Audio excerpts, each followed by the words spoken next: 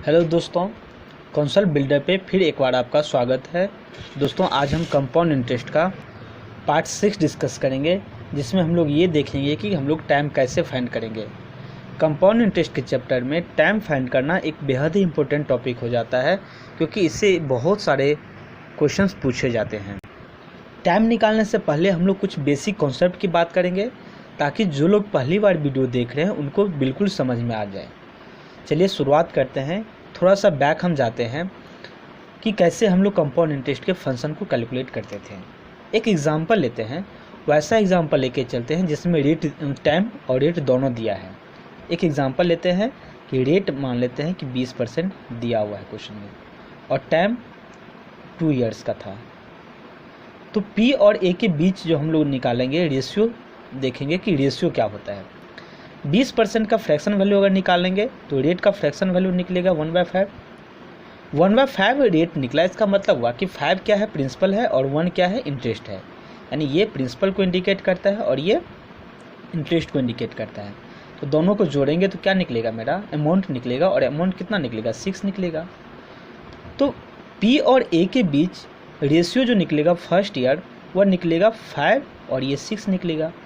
2 है, 2 year total time है, इसका मतलब हुआ कि और एक बार हम लोग लिखेंगे 5 और 6, और 2 ईयर को कंपोजिट अगर रेशियो निकालेंगे तो 25 निकला और ये 36 निकला।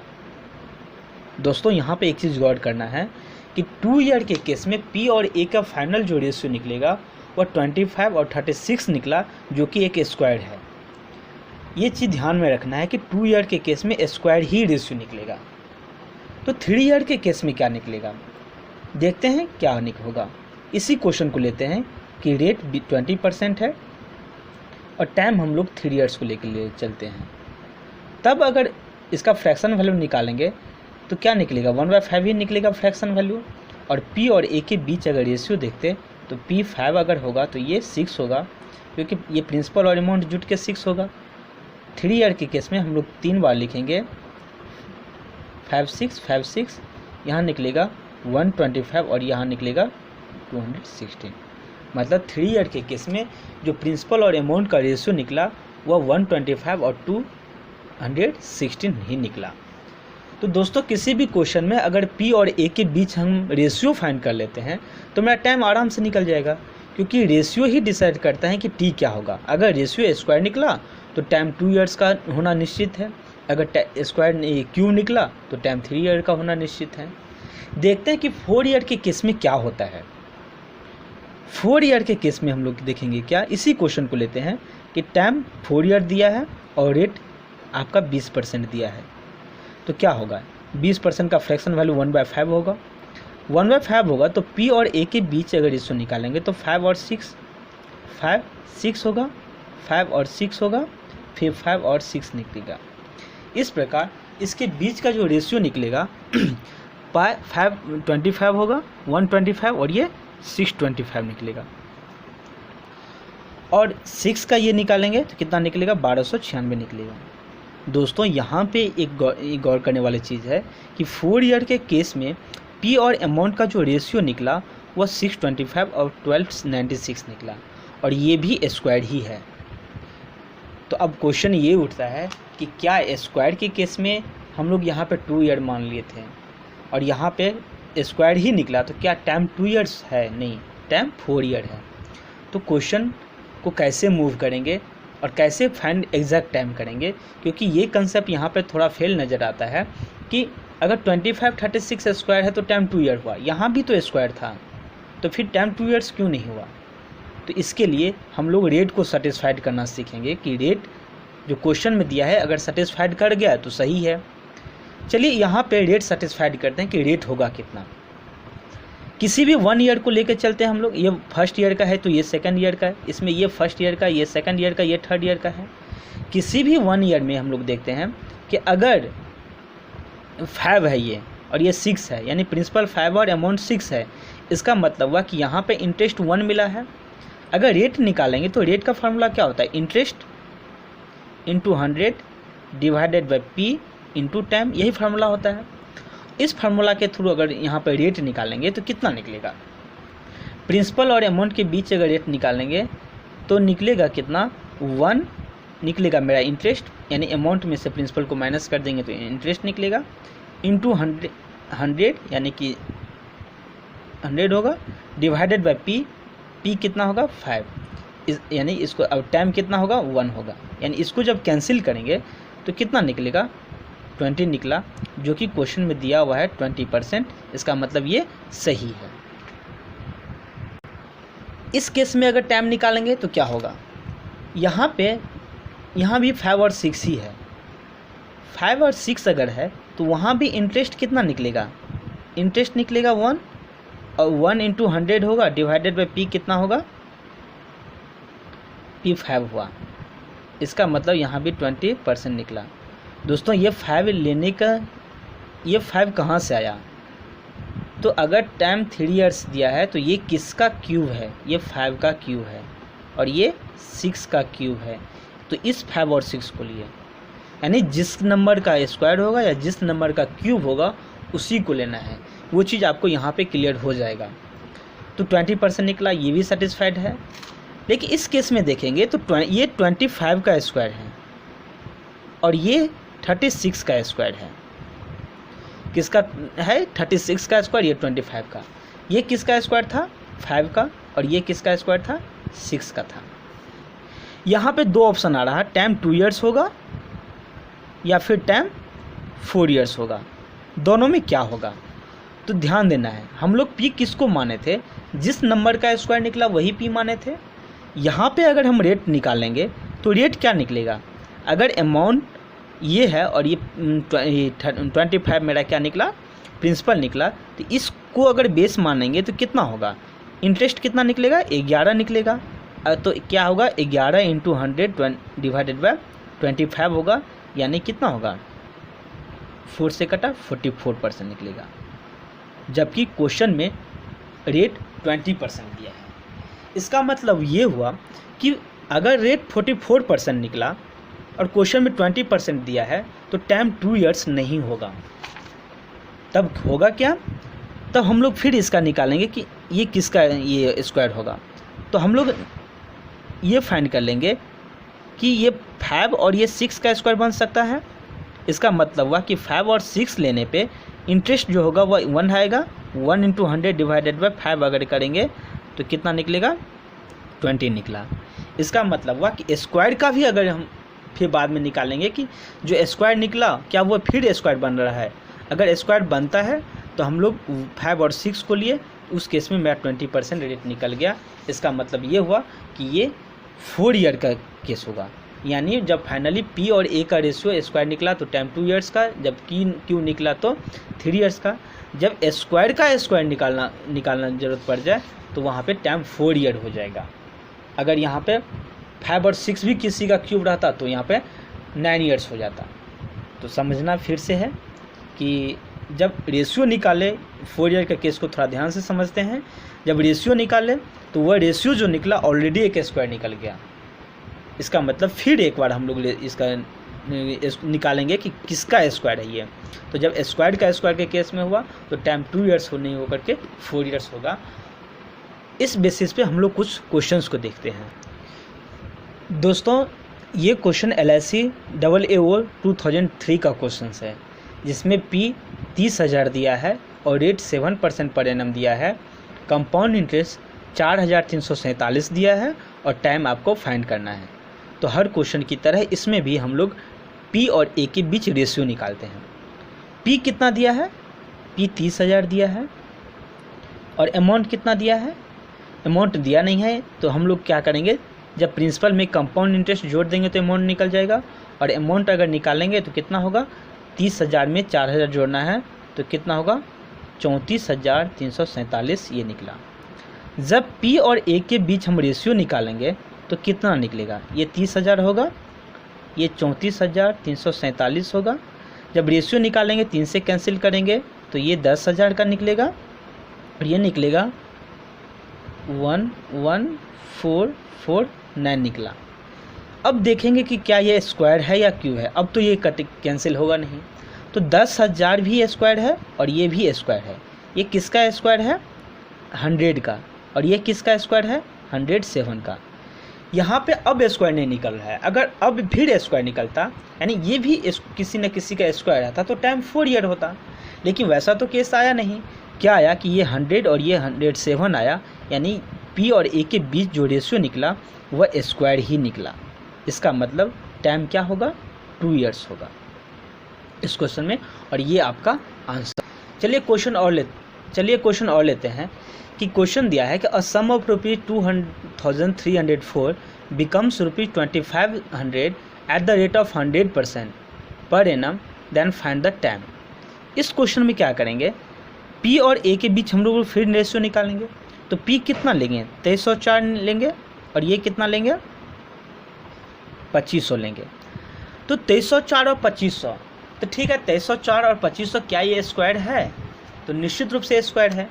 2500 तो स्क्वायर नज़र आ रहा है, और ये किसका स्क्वायर है, 50 का स्क्वायर है, और ये किसका स्क्वायर है, 48 का स्क्वायर है।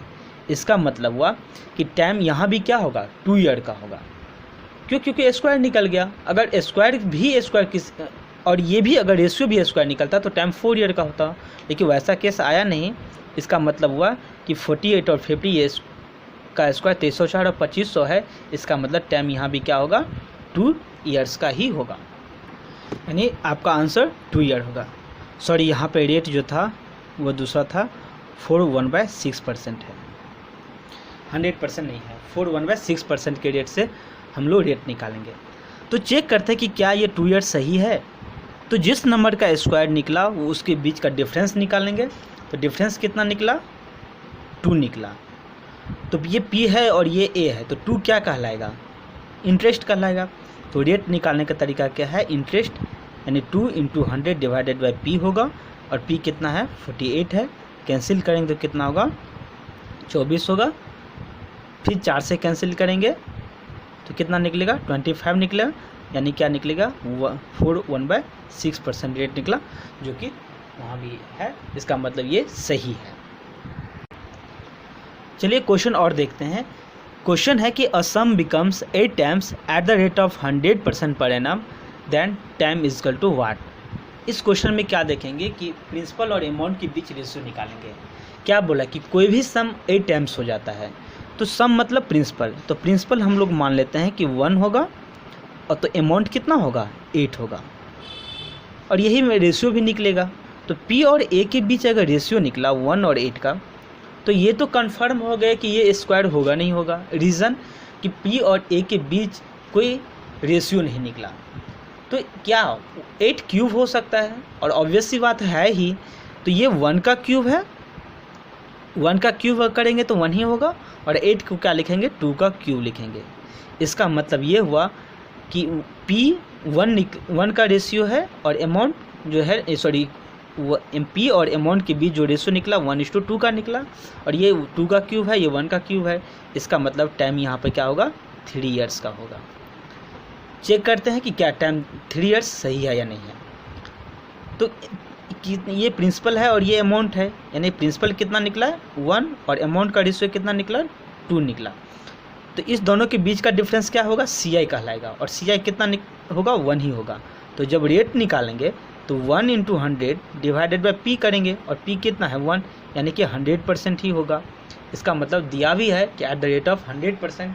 इसका मतलब हुआ कि टाइम 3 ईयर्स सही है। चलिए हम नेक्स्ट क्वेश्चन को मूव करते हैं। क्वेश्चन है कि a sum of money becomes 4 times in 3 years, in what time it becomes 256 times.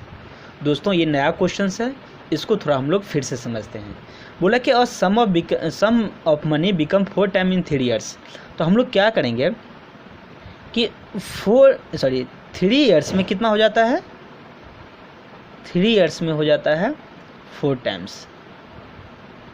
और आपसे पूछा है कि वो 256 टाइम्स कितना टाइम, यहाँ इन वाट टाइम्स मतलब वो टाइम पूछा, टाइम इज इक्वल टू वाट, और ये 256 टाइम्स यानी कि अमाउंट दिया है। तो 256 यहाँ पर लिखेंगे हम लोग। और क्वेश्चन में आपसे वही पूछेगा, यहाँ 255 टाइम्स क्यों नहीं पूछा। 255 टाइम्स नहीं पूछने का रीज़न ये है कि 256 ही एक ऐसा नंबर है जो 4 का कोई ना कोई पावर में आएगा, और वह कितना आएगा, 4 का पावर कितना करेंगे कि 256 आएगा, तो 4 का पावर 4 करेंगे तो वह 256 आ जाएगा। इसीलिए यहाँ पर 256 ही पूछा। 255 नहीं पूछने का रीज़न ये है कि वह 4 का किसी भी पावर में नहीं आएगा। यहाँ पे आपसे कौन कौन सा नंबर पूछ सकता है? हो सकता है आपसे ये पूछे कि वह 16 टाइम्स कितना में होगा, ये भी पूछ सकता है कि 64 टाइम्स कितना में होगा। 256 पूछ ही दिया है, यानी वही नंबर पूछेगा जो 4 का कोई ना कोई पावर अगर करेंगे तो वो जो वैल्यू देगा वही नंबर पूछेगा। अब टाइम निकालना है, तो टाइम कैसे निकालेंगे? तो ध्यान रखना है कि जो बेस टाइम दिया है कि इतना गुना हो जाता है, तो 4 का पावर 4 होगा 256, तो इसके पावर को इसके टाइम से इंटू कर देना है और जो वैल्यू आएगा, यानी कि यहाँ पे अगर 4 को यानी कि इंटू 4 करेंगे तो कितना होगा? 12 होगा। इसका मतलब हुआ कि वह 12 ईयर में 256 टाइम्स हो जाएगा। क्वेश्चन समझिए, दिया है कि 3 ईयर्स में 4 टाइम्स हो जाता है, 256 टाइम्स कितना साल में होगा? तो 256 को अगर इस बेसिस पे तोड़ेंगे तो 4 का पावर 4 लिखेंगे, इसके जो पावर में रहेगा वही उसी को हम 3 से इंटू कर देंगे और जो आंसर आएगा मेरा वही आपका फाइनल आंसर आएगा। दोस्तों एक नया क्वेश्चन है। क्वेश्चन ये है कि a sum of money become 3 times in 3 year, it will be what times in 12 year. तो इसी फॉर्मेट पे हम लोग इस क्वेश्चन को भी लिखेंगे। यहाँ पर दिया है कि sum of money become 3 times in 3 years, यानी यहाँ पर लिखेंगे कि 3 ईयर्स में वो कितना हो जाता है? 3 टाइम्स हो जाता है। और आपसे पूछा है कि 12 ईयर में वह कितना टाइम्स, यहाँ पर टाइम्स है ना कि टाइम है, यानी वह पूछ रहा है कि कितना गुना हो जाएगा, ये पूछ रहा है। तो 12 ईयर टाइम दिया है, तो 12 कैसे आएगा? यहाँ पे जो 12 आंसर आया वो कैसे आया? तो ये 3 को 4 से इंटू करके ही आया होगा। ध्यान रखना है, यहाँ भी वही टाइम देगा जो 3 का कोई न कोई नंबर से इंटू करने पे आएगा, कोई न कोई नंबर से इंटू करने पे आएगा। तो ये 4 आएगा कहाँ से? ये 4 आया होगा इस 3 का कोई न कोई पावर ही होगा, यानी इस 4 को 4 से अगर इंटू करें तो कितना होगा? 16 होगा। सॉरी, ये 4 कहाँ से आया होगा? इसके पावर में आया होगा, तो सॉरी 16 ने, बल्कि 3 का पावर 4 करेंगे तो कितना होगा? 3 का अगर पावर 4 करेंगे तो 3 तिया 9 तिया 27 तिया कितना होगा? 81 होगा, यानी कि 12 ईयर में वो 81 टाइम्स हो जाएगा, 81 टाइम्स होगा। यही आपका आंसर होगा। ध्यान दीजिएगा कि पूछा है sum of money become 3 times in 3 year, it will be what times in 12 year. तो बेसिक क्या लिखना है कि यहाँ पे ईयर लिखना है, यहाँ पे टाइम्स लिखना है, 3 टाइम्स लिखना है। ये 12 ईयर कहाँ से आया होगा? तो 3 को 4 से इंटू करके आया होगा 12, और ये 4 कहाँ से आया होगा? तो ये इसी का कोई ना कोई पावर होगा। तो जो पावर होगा इसका वैल्यू कितना निकलेगा? 81 निकलेगा। इसका मतलब हुआ कि वह 12 ईयर में 81 टाइम्स हो जाएगा, और यही आपका आंसर निकला। Thank you. आज के लिए इतना ही। इस क्वेश्चन में हम लोग देख चुके कि टाइम एंड टाइम से रिलेटेड क्वेश्चंस को। नेक्स्ट वीडियो हम जब भी लाएंगे उस वीडियो में हम लोग इंस्टॉलमेंट की बात करेंगे कि कंपाउंड इंटरेस्ट में इंस्टॉलमेंट का क्वेश्चंस को कैसे सॉल्व करेंगे। Thank you, have a nice day. अगर आपको ये मेरा वीडियो अच्छा लगा तो आप ज़रूर सब्सक्राइब कीजिएगा, और अगर किसी भी प्रकार की इसमें त्रुटि हो तो आप हमें कमेंट बॉक्स में ज़रूर लिखिएगा। अगर आप मुझसे कंसल्ट करना चाहते हैं तो मेरा नंबर है 8271154063। आप इस पर भी कॉल करके किसी भी प्रकार की त्रुटि हमें बता सकते हैं। Thank you, have a nice day.